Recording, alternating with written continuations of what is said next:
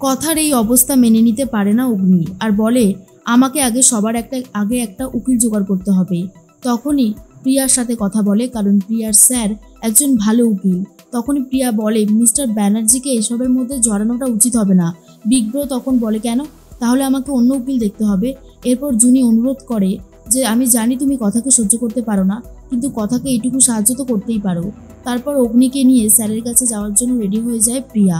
এর মধ্যেই জুনি ঠিক করেছে খাবার নিয়ে যাবে কথার জন্য, কারণ ঋতু টিফিন বক্সে করে খাবার নিয়ে এসেছে। আক্কি তখন বলে চলুন আমি নিয়ে যাচ্ছি।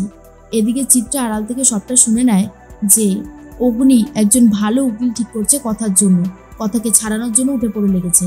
আর অন্যদিকে জুনি আর ঋতুকে নিয়ে আক্কি বেরিয়ে যাচ্ছে কথার জন্য খাবার নিয়ে। এর মধ্যেই উকিলবাবুর কাছে পৌঁছে গেছে ছোটকা, অগ্নি, প্রিয়া সবাই। উকিলবাবু এবার সবটা শুনে নিয়েছে আর বলে ব্যাপারটা বেশ গুরুতর রয়েছে, তবে এখন আমার কাছে অনেক কেস রয়েছে, আমি চাইলেও আপনাদের কেসটা ধরতে পারবো না। আমার একজন বন্ধু আছে, সে যথেষ্ট ভালো লয়ার, আপনারা তার কাছে যান, আশা করি কোনো একটা সলিউশন হয়ে যাবে। আরও একটা পারমিশন আপনাদের করাতে হবে।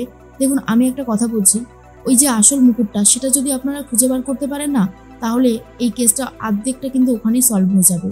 অগ্নি মনে মনে ভাবে কি করে আমি এখন মুকুটটা খুঁজে বার করবো।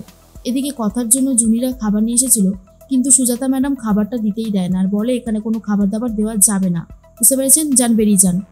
ঋতু আর কথা দুজন মিলে কথা বলতে শুরু করে আর জুনি তখন বলে তোর এই অবস্থা যে দেখা যাচ্ছে না।